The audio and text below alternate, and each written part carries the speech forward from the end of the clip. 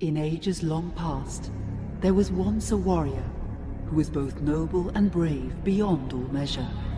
His deeds of heroism and skill in combat were legend. His name was whispered within the hallowed halls of men for countless generations. Yet now his name is lost. Lost in the mists of time forever. It is said that destiny delights in the misfortunes of men, and so it proved true for Gabriel Belmont. For even after defeating the Lords of Shadow and ending their reign of terror, his soul was consumed by the very darkness that he sought to destroy, as that ancient prophecy foretold. Whomsoever defeats the Lords of Shadow will sit upon their throne to rule as the Prince of Darkness. But before fate had played its hand, and unknown to Gabriel, his beloved wife Marie conceived a son by him. The Brotherhood of Light warned her of that ancient prophecy and the terrible fate which lay before her husband. So, with heavy heart, she concealed her pregnancy. For it is written that only the blood of that lineage has the power to defeat the Prince of Darkness. Thus, when newly born, the child Trevor was hidden from his father and raised a holy warrior of the Brotherhood in secret, so that one day he would be ready to stand against his own blood, as foretold. That day would come, some 25 years later, for what had once been Gabriel Belmont was now a powerful vampire known as Dracula, the Dragon. The Brotherhood of Light fought against the onslaught of his dark armies, which laid waste to towns and villages across the land, but to little avail. Trevor was now fully grown to manhood, and the truth of his origin and destiny of the Belmont clan was finally revealed to him. So he set out to confront his father and end his family's shame forever. But Trevor failed and was mortally wounded in the confrontation with his father.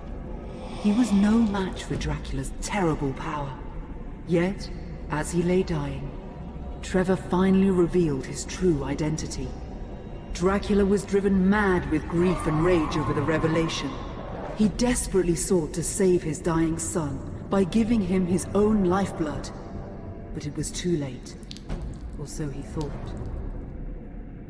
Dracula buried his son within the walls of his great castle, and then swore bloody vengeance upon the world.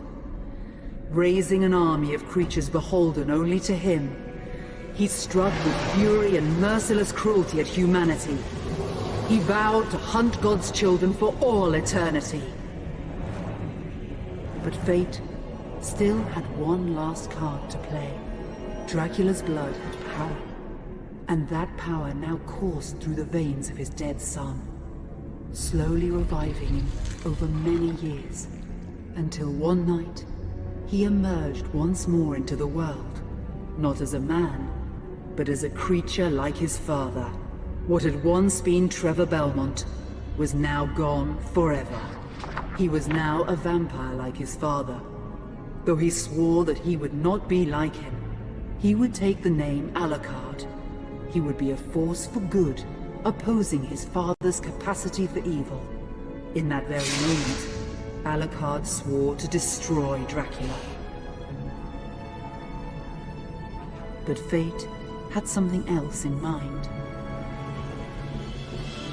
Meanwhile, Trevor's own son grew into a fearsome warrior with a reputation that far exceeded even that of his illustrious father. Simon Belmont knew little of his own lineage, nor his importance in the events to come. All he knew was that his mother had died at the hands of Dracula's minions when he was but an infant, and his father had been killed in single combat with Dracula. Found and raised by the people of White Mountains, Simon had but one purpose in life: to destroy Dracula for the murder of his parents. After years of training in the arts of war, Simon set off for Dracula's castle and a date with destiny. Once in the castle, Simon met Alucard, and knowing little of the true identity of his companion, joined forces with him. Blood bound them together, and fate took a hand once again, as finally they met their dreaded foe in mortal combat.